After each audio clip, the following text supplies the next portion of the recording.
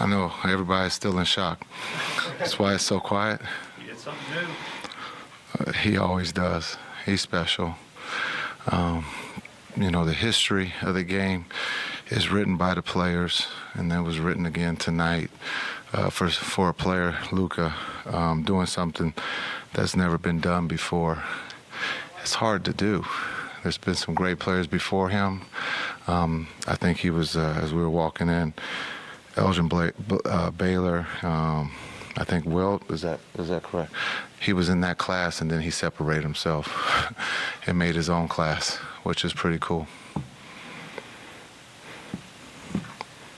When he had to put back his torso tee, what was going through your mind at that point? This kid doesn't quit. He doesn't quit. You can see that. I think he trusted, late game was better for us tonight. Looking at, Spencer makes a big shot. He could have easily flipped it back to LD. He keeps it. He has a wide open three. But the putback, JaVale caused that. And JaVale, again, we said in the locker room, helped us. Everybody participated, helped us win. That was a big play by JaVale, sitting there the whole night and then coming up with a play to be able to help tie the game. LD wanted a foul, too.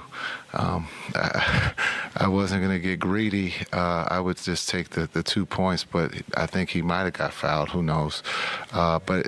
Again, Luka doesn't quit. He keeps playing, and his teammates didn't quit.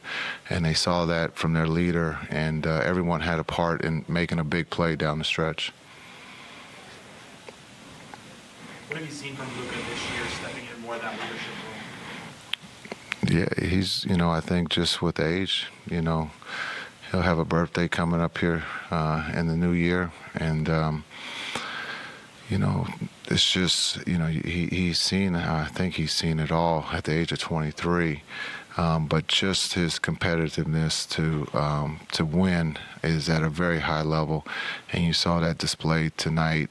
Things weren't going well. Give the Knicks credit; they were making a lot of threes that we didn't think was possible.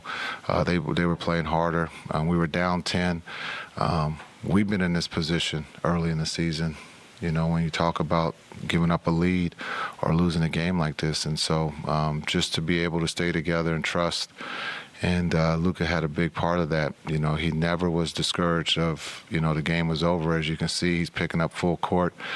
We had a big jump ball. There was a lot of things that we've learned from our losses in close games like this. The shot Luka made in overtime, like a turnaround jumper out of the post. The entire overtime period, it looks like everybody has definitely the shots are not falling.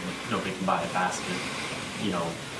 What does it say? Or, is it any surprise that, out of all the players on the court, he's the one to get a finesse shot like that, 15 minutes into playing basketball? Yeah, I think he's getting used to not coming out. I can't wait to be able to take him out, and he gets upset. He's playing the whole second half. He played pretty much the whole second half in the overtime. But, again, he's so competitive. He's going to will his team, and you saw that, tonight. I don't think he gets tired when he's competing. Now, when it comes to practice, Give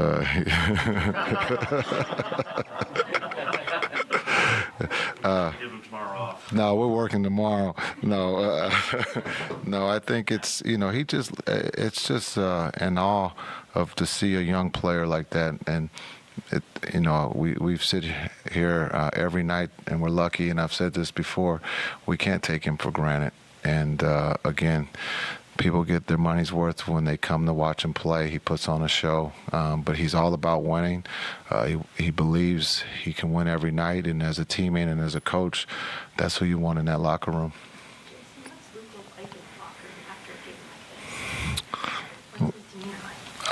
He's cool. He's just gonna sit there, have a protein shake, something healthy, water. And probably just check his phone like everybody else. That's what they do. And so he was just sitting in his chair. I think you could hear the whole team celebrate with the shower of water. And so again, a stat line like that deserves to be, celebrated. Everyone's happy. It's a big win when we could easily fold it, and it keeps the winning streak going. Did that water have any barley and hops? No, it was all H2O. It's all water. Later on, who knows what later on brings. You mentioned that, the win streak. Yeah. So if you look at the past 4 games, what stands out to you most? What are you learning? Yeah. Defense. You look at the defense. That's what they were talking about when you guys talked to them. We were talking about getting stops. It wasn't the offensive end. They felt that we were, offensively we were getting great looks.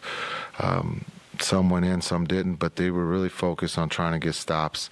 And they weren't getting frustrated with the threes that they were making. It's easy with the game plan to get frustrated, but I thought they stayed the course, and they kept talking about let's get stops.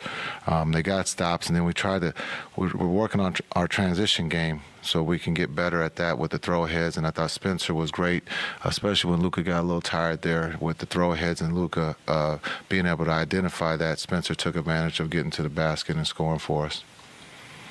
Is there anything you do as a coach when a player has, not every night's going to be a 60-20 night, but when a player has it going like that, is there anything you say as a coach, or are you just more hands-off in your approach? Yeah, we're just going to raise the bar. That's all. He's telling us that we can hold him accountable for 60 and 20 and 10, and I'm just joking. No, it's just amazing. He had a great week last week. And won Player of the Week, and we talked about going 3-0. It's hard in this league when you score 50 and not win, you won't get Player of the Week. So he's all about winning. Tonight, 60. He just does whatever his team needs to do to win, and that's what he's all about. But again, he'll sit here and talk about his teammates being able to deliver, to help. That's who he is, and that's our leader, and that's what we need. Thanks, guys.